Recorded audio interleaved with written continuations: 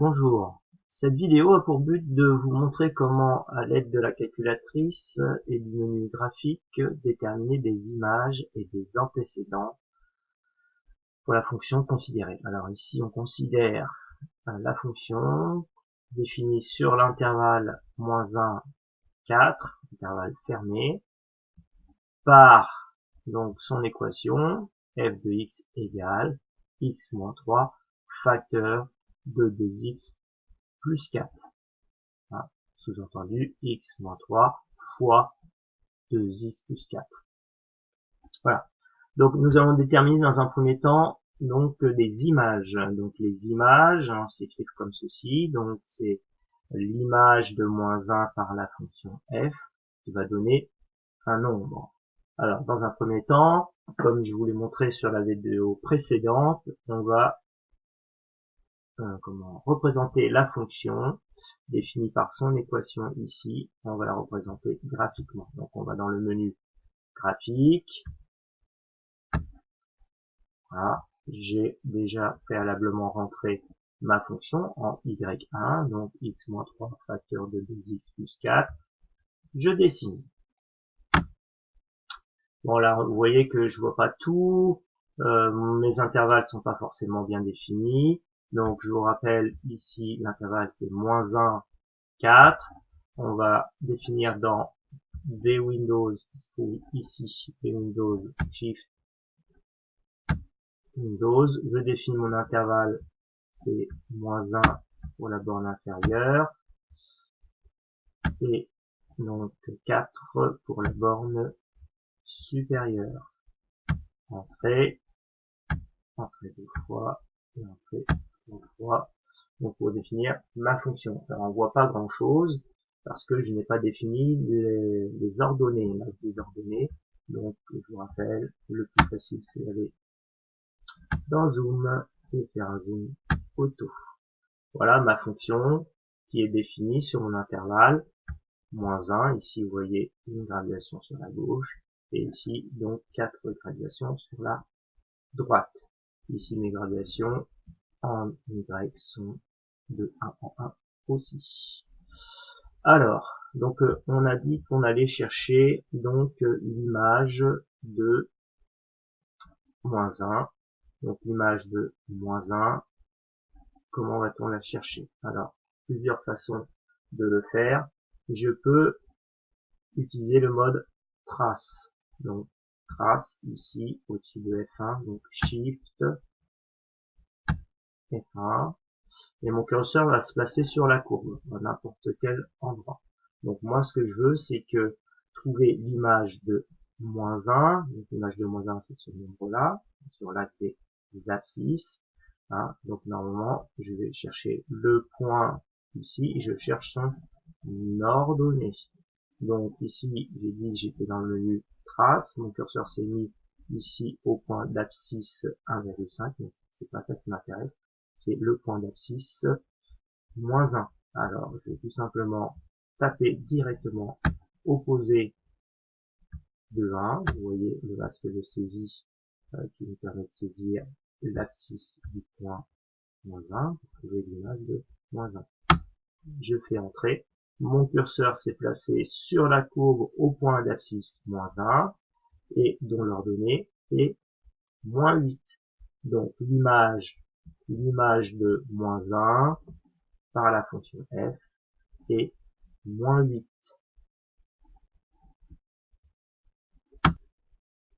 Donc on vient de voir avec la calculatrice que l'image donc de -1 c'est -8. Voilà. Donc maintenant vous faites une pause sur la vidéo et vous cherchez l'image de 0 par la fonction f avec la même méthode. Ça y est, vous avez donc essayé de trouver l'image de 0, éventuellement l'image de 4 si vous avez été curieux. On va en faire la correction. Donc je vais prendre ma calculatrice, mode trace, trace, mon curseur s'est placé toujours en 1,5. Moi ce que je cherche c'est l'image de 0. Donc l'image de 0, je tape directement 0.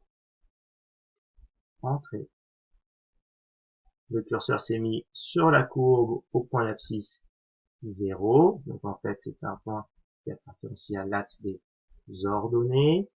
Voilà. Donc l'image de 0, c'est moins 12. Donc l'image de 0, c'est moins 12. Donc faites à nouveau une pause sur la vidéo pour trouver l'image de 4.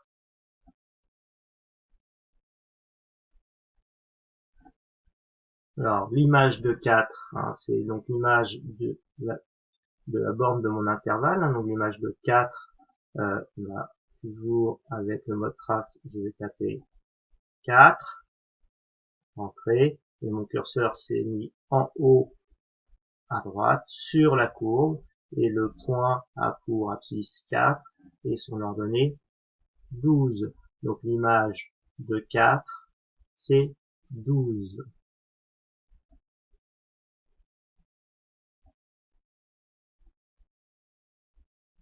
Alors maintenant, on va voir une autre façon de déterminer l'image, ce qui va nous permettre de aussi trouver des antécédents dans cette méthode. Avec la méthode trace, on peut pas trouver d'antécédents, ou alors, par exemple, ici, on va chercher l'antécédent de 2.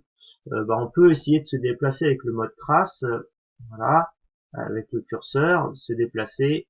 Alors, pardon, là, je fais une bêtise, voilà, c'est Shift trace, voilà, et je peux me déplacer avec le curseur. Et vous voyez que c'est difficile, par exemple, d'aller chercher le nombre 2. Donc le nombre 2, si je cherche l'antécédent du nombre 2, donc 2 ça va être le nombre y, et ben ça va être compliqué d'aller chercher le nombre 2. Voilà, donc je me déplace, c'est super long. Voilà, donc, et puis vous voyez qu'à chaque fois, on n'arrive jamais à trouver un nombre entier ici. Hein. Donc c'est pas la bonne méthode d'utiliser le mode trace pour trouver des antécédents. Hein. Alors pour l'instant, on en était sur les images. Alors comment retrouver ces nombres-là d'une autre façon que moi je préfère, parce que ce menu va nous permettre de tout résoudre graphiquement. Donc le menu, c'est Gsolve ici. Gsolve, tout solve en anglais veut dire résoudre, et G graphique. Donc voilà. Et là, on a un certain nombre de menus. Alors ici, le menu, il comporte 1, 2, 3, 4, 5 fonctions, et la petite flèche vous dit qu'il y a d'autres fonctions à aller voir. Donc je vais appuyer sur F6, et en fait, c'est ceci qui va m'intéresser, c'est ycal. Alors ycal, en fait, c'est le diminutif de call. Call, en anglais, c'est appeler, donc j'appelle y. Alors, en fait, moi, ce que je cherche, lorsque je cherche l'image de -1, je cherche la valeur de y, et la valeur de y correspondante, c'est l'ordonnée du point d'abscisse -1, et là c'est -8. Donc j'appelle y. Alors si j'appelle y, la calculatrice va me dire oui, je veux bien vous donner la valeur de y, mais il me faut la valeur de x. Regardez ce qui se passe lorsque donc j'appelle y. Et ben la première chose qu'il me demande, c'est bah oui, d'accord, je veux bien te donner y, mais pour quelle valeur de x? Alors si on reprend le début d'exercice, on cherchait l'image de -1, et j'ai juste à taper -1, voilà, entrée, et le curseur va se déplacer sur le point d'abscisse -1, il vous donne l'ordonnée de ce point, -8. Pour l'image de 0, c'est pareil, donc je retourne dans le menu Gsolve, ma petite flèche pour aller chercher ycall, donc j'appelle quoi? J'appelle y, d'accord, mais pour quelle valeur de x? Pour la valeur 0.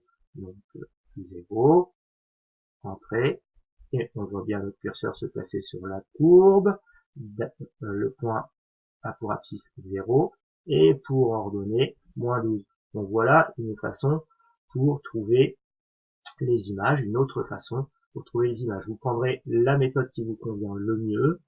Maintenant, pour l'exercice suivant, là on va chercher l'inverse, c'est-à-dire qu'on va prendre un nombre sur l'axe des ordonnées, et on va chercher par la fonction f quelle est l'abscisse correspondant. Alors quelle est l'abscisse, ou quelles sont les abscisses, hein, parce qu'une fonction donne toujours pour une valeur donnée une et une seule image. Par contre, pour un nombre donné, il y a plusieurs, enfin au moins un antécédent, ça veut dire un antécédent, ou bien 2, ou bien 3, ou bien 4, etc., etc.